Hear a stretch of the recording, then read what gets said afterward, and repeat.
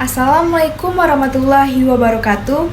Halo teman-teman, kembali lagi dengan saya Lucy Dulestari dengan NPM A1J022025 dari Prodi Pendidikan Nonformal kelas 2A dengan dosen pengampu Bapak Dr. Muhammad Kristiawan MPD. Baiklah teman-teman, di sini saya akan melanjutkan materi saya, yaitu bab 12 tentang kepemimpinan sekolah efektif. Selanjutnya langsung saja kita lihat pada video berikut ini ya. Baiklah teman-teman, di sini yang pertama kita akan membahas tentang konsep kepemimpinan. Kepemimpinan merupakan hal yang sangat penting di dalam sebuah lembaga pendidikan. Kepemimpinan di dalam lembaga pendidikan berkaitan dengan bagaimana kepala sekolah mampu untuk mendorong kinerja para guru serta menunjukkan sifat yang bersahabat, dekat, perhatian, serta penuh pertimbangan terhadap para guru, baik secara kelompok maupun secara individual. Kepemimpinan juga dikatakan sebagai salah satu fungsi manajemen yang sangat penting untuk mencapai tujuan dari sebuah organisasi ataupun lembaga secara efektif dan efisien. Baiklah teman-teman, selanjutnya yang kedua di sini kita akan membahas tentang faktor yang mempengaruhi kepemimpinan. Menurut Asmedri, perilaku seorang pemimpin dalam melaksanakan tugas dipengaruhi oleh beberapa faktor.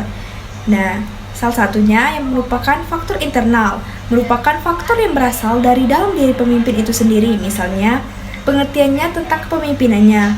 Yang kedua, nilai atau hal yang dikerja dalam kepemimpinan. Yang ketiga, cara orang menduduki kepemimpinannya. Yang keempat, pengalaman dalam kepemimpinan. Selanjutnya yang terakhir, pandangan seorang tentang manusia. Selanjutnya ada teori kepemimpinan. Teori kepemimpinan pada umumnya berusaha menerangkan faktor-faktor yang memungkinkan munculnya kepemimpinan atau sifat atau bakat dalam yang dimiliki pemimpin. Baiklah, selanjutnya di sini kita akan membahas tentang syarat dan prinsip kepemimpinan pendidikan. Menurut Mutahar 2013, kepemimpinan pendidikan yang efektif adalah kepemimpinan yang mampu mempengaruhi orang lain untuk diajak bekerja sama dalam meningkatkan mutu pendidikan. Asmedri 2012 mengungkapkan syarat dan proses seorang pemimpin pendidikan adalah sebagai berikut. Yang pertama, seorang pemimpin harus memiliki kepribadian yang terpuji, antara lain seperti periang, ramah, bersemangat, pemberani, dan lain sebagainya.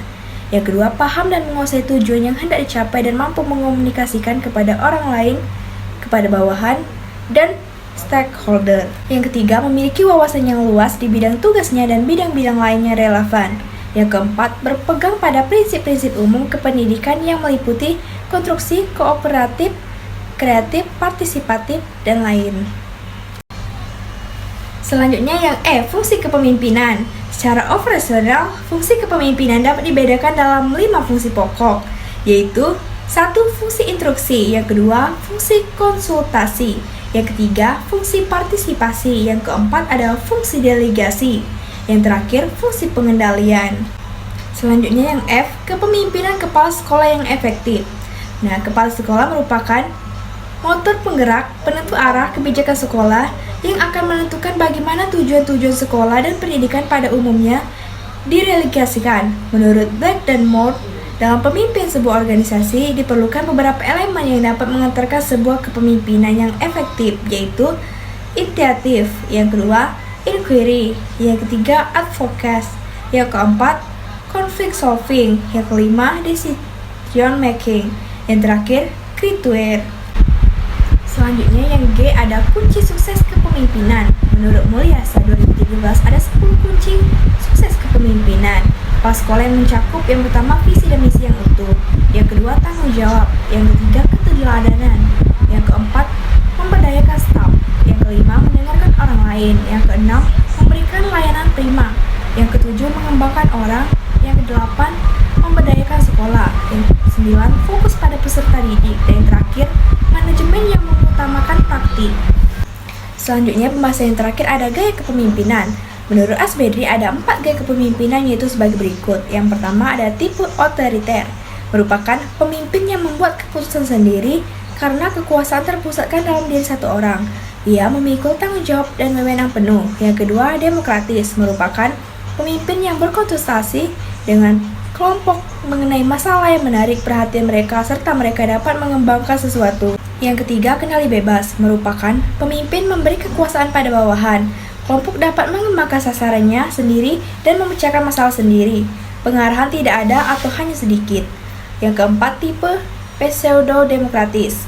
Tipe ini disebut juga tipe demokratis semu. Seorang pemimpin yang mempunyai tipe ini hanya menampakkan saja yang demokratis, padahal sebenarnya tindakan bersifat otoriter dan absolut.